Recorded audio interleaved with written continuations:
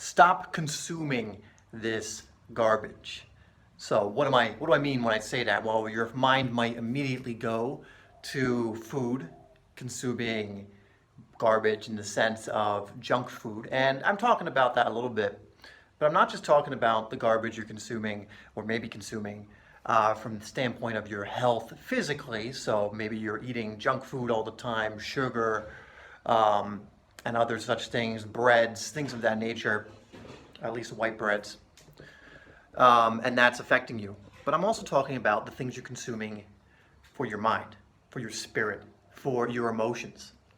Because understand this, you are always in some way consuming. When you watch a television show, when you're watching this video, you are consuming content. And it is feeding you in one way or another. It is either enriching you, teaching you something, it is causing you to feel a certain way that serves you, making you more aware of something, causing you to feel a way that doesn't serve you. For example, when you watch something that's supposed to elicit fear, you are consuming content that makes you feel an emotion. Like you can actually start to feel an emotion just through watching something. You could be in a perfectly great mood. You could be doing well, you could be coming from love, you could be grateful, it could be a great day, and then you watch something and it puts you into a fear state. You've consumed something and it's like almost like a bellyache for your emotions. You're in a fear state now. In the same way that you go out and you kind of eat some crappy food, you get like a stomach problem, you get diarrhea, you feel ill, right? When you consume a lot of the garbage, in a sense of things on TV, in a sense of a lot of what's going on in the media right now, when you consume a lot of that stuff, you feel shitty because you come from a lower emotion. You come from an emotion that is dense. And so you consume this, you consume it through your eyes instead of your mouth, in this regard, through your ears as well as you hear it. You can literally affect the way you feel through what you're consuming in that way. And something I've been going over these last few videos is fear and these lower emotions, these what I will call survival emotions. They weaken your immune system. Panic, fear, they weaken your immune system. When you are in a state of fear, you are essentially in a state of fight or flight. The fight can be you want to argue with someone. The fight could be you physically actually want to fight someone. The flight could be you're too afraid to go outside, for example. The flight could be just simply running away, avoiding certain things, whatever it is. But you are going to act from this scared place because your body thinks you are in actual mortal danger right now in this moment. And why is this significant? Because if your body believes you are in mortal danger right now, it believes because you're in a fear state, your body is simply responding to you being in fear. That's all that's going on here. When you're put into a fear state, your body then goes into a response, the fight or flight response, but only goes into that when you're in fear or into these survival emotions. If you were feeling great, if you were feeling gratitude, if you were, just content, just neutral, you wouldn't be in these lower emotions and your immune system wouldn't be compromised as a result. But when you're in these survival emotions, the reason your immune system gets compromised is because when you're in fight or flight, when you're in fear, your body allocates all of the energy of your body, all of the energy of your systems, or at least most of it, the majority of it, to heightening your senses, to allowing yourself to, produce adrenaline so that you can run, so that you can fight. And this is very taxing on your body. And so when you're in danger, and your body, again, it doesn't know the difference. It doesn't know the difference between a tiger being right around the corner and you need to be ready to run or fight if necessary, versus you are watching a video that's just putting you in fear state. Your body doesn't know the difference. Your body only knows that you're in fear and therefore it needs to activate this response. And when it does that, it takes energy away from the other systems in your body. It takes energy away from your immune system, for example, your digestion, and many of the other systems in your body. And the fear response was never meant to be something that is an ongoing state. And what that means is the fear response is evolutionarily just built into us to be used in those moments of actual danger. So again, when the tiger is attacking us, maybe someone's fighting us, an enemy's fighting us, when you're for example, in a war or whatever else it is, that is when the fear, flight, or fight or flight response is meant to be activated. And when you're not in those situations, it's not meant to be activated. Your body rests, your body recovers, and normal system just work goes on as usual. But when you consume all of this fear-inducing content, all of this consumption of all of what's going on right now, visualizing the worst possible thing, putting yourself in a fear state, it's not to say don't take it lightly. Do the things you need to do to protect yourself, like strengthen your immune system so this doesn't affect you that much. When you do that, you'll be fine. But if you're in constant fear, even someone with a very healthy immune system, someone who would have just been fine, can find themselves compromised, can find themselves getting sick, can find themselves, really suffering as a result. And fear, as we're seeing, is contagious. It is absolutely contagious. It is something that spreads. When one person gets paranoid, one person starts panicking, a whole group starts and everything, and then it just continues.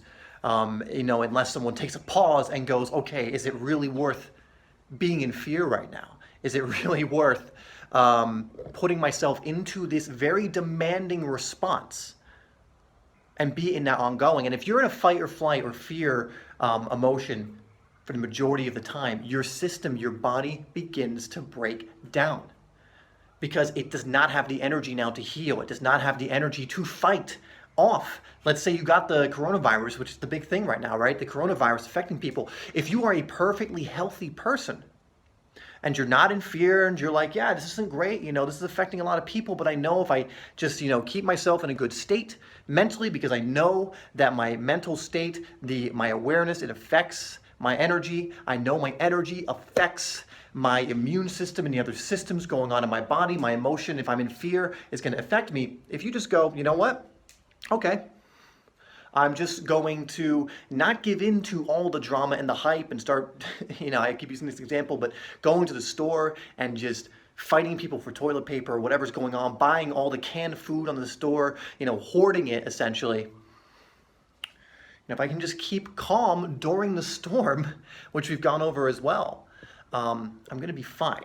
And I will serve as an example to others that they can do this also, that you do not need to be in fear.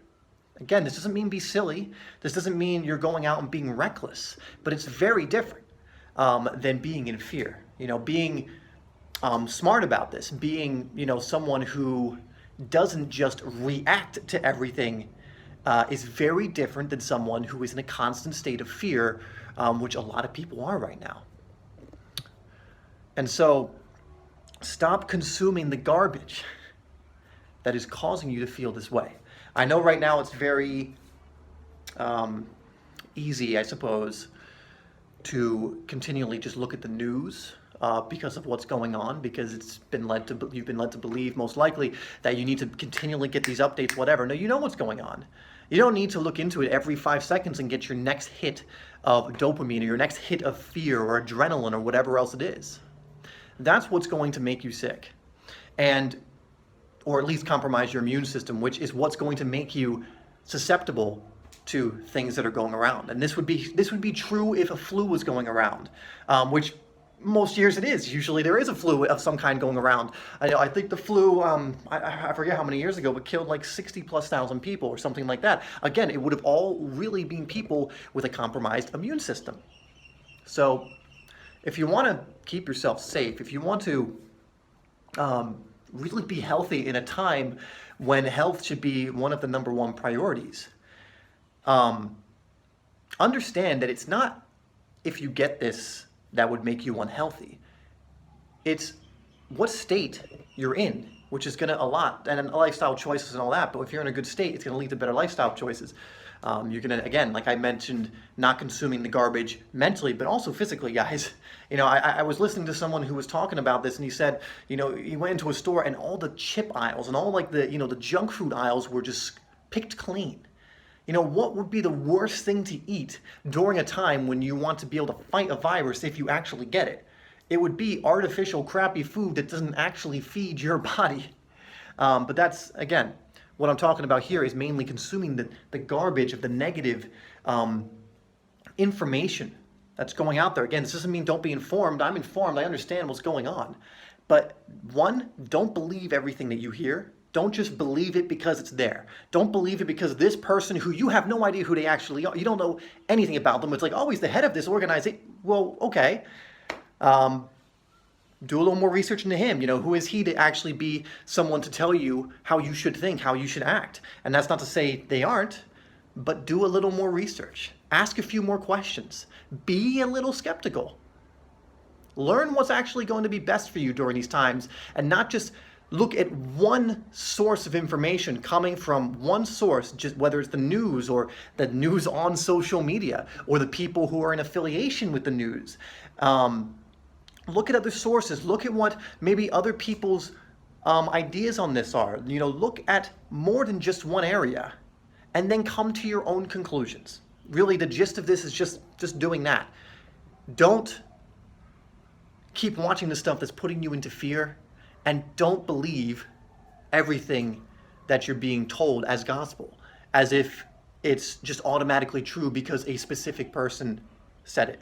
Look at what actually serves you in your health, serves you in your well-being, and start following whatever that is. And one, again, like things I'm doing is, if you want an example, is I'm just making sure first and foremost, I'm not putting myself in a state of fear, because I understand what that would do for me from a health perspective. It would compromise my immune system. It would be contagious. I live with someone too, my girlfriend. I don't want to, encourage that from her, or encourage fear, and then she picks up on that, and then suddenly she might be a little more like that too, and then it's just we're playing off each other, so I don't want that.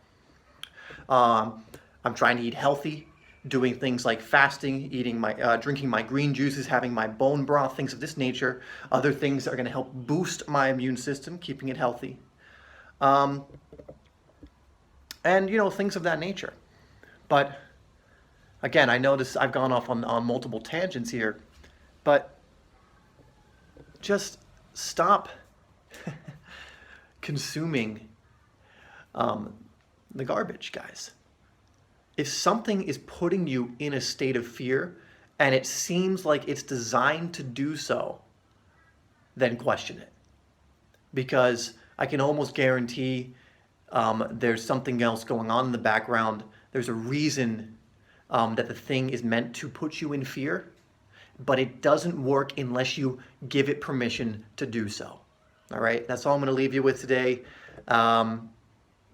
We'll probably be back to some normal videos very soon, I promise, but I really have to get these thoughts out there because I want you to make sure you're coming through this time healthy, that you aren't panicking and in fear, because I understand how incredibly detrimental that can be. And again, this is stuff you can research. This is stuff that is very easily accessible to learn about, learning what fear does to the body. Just start looking at that stuff if you want to, research a little bit about that effect, and then tell me whether it's good at looking at, or it's good to look at these things that people are saying about all this that's putting you in that state. So anyway, that's going to be it, guys. As always, I love you. Right now in the world, we need love. We need connectivity. We need,